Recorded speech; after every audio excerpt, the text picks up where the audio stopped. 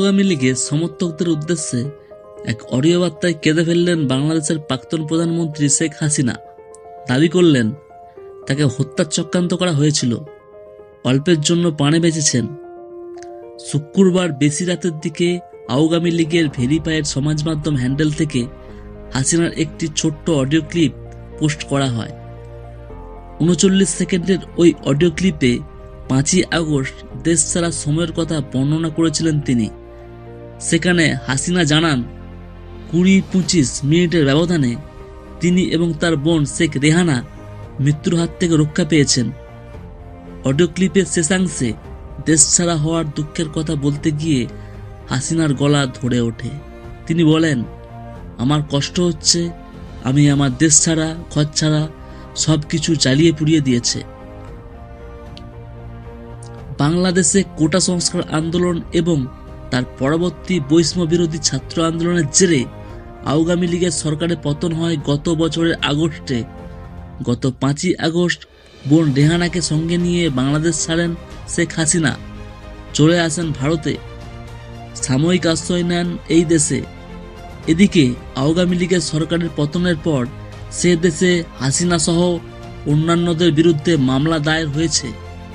ওই অবস্থায় হাসিনাকে বাংলাদেশে ফিরিয়ে বিচার সম্পন্ন করতে চাইছে অন্তর্বর্তী সরকার। হাসিনাকে প্রত্যর্পণের জন্য নয়াদিল্লিতে কূটনৈতিক বার্তা নোট ভাবাল পাঠিয়েছে ঢাকা। কূটনৈতিক বার্তার প্রাপ্তি স্বীকার করলেও হাসিনাকে প্রত্যর্পণের বিষয়ে কোনো সিদ্ধান্ত এখনো দিল্লির তরফে জানানো হয়নি। শুক্রবার রাতে আওয়ামী লীগের পোস্ট করা অডিও ক্লিপকে হাসিনা বলেছেন, মাত্র ২০-২৫ মিনিটের ব্যবধানে আমরা হাসিনা এবং রেহানা মৃত্যুর হাত থেকে রক্ষা পেয়েছি। সেখানে হাসিনা আরও জানিয়েছেন, এবারে তার বেঁচে যাওয়ার কথা ছিল না এবং তাকে হত্যার পরিকল্পনা করা হয়েছিল। এরপরে দেশ ছাড়া হওয়ার দুঃখের কথা বলতে গিয়ে কেঁদে ফেললেন বাংলাদেশের প্রাক্তন প্রধানমন্ত্রী শেখ হাসিনা। হাসিনা বাংলাদেশ ছাড়ার আগের কয়েক ঘন্টা কেমন ছিল গণভবনের?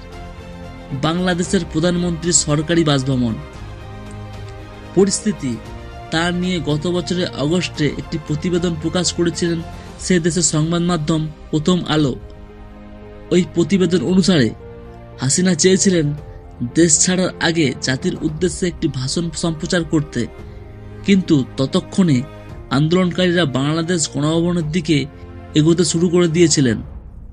শাহবাগ, উত্তরা থেকে কাতারে কাতারে ছাত্র যুব আন্দোলনকারী ভিড় এগিয়ে আসছিল।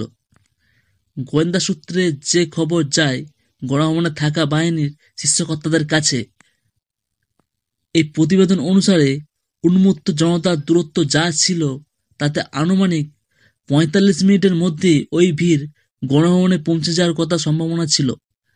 ওই সম্প্রচার করার জন্য হাসিনার ভাষণ রেকর্ডের আজ ঝুঁকি নিতে চাননি বাহিনীর শীর্ষকর্তারা।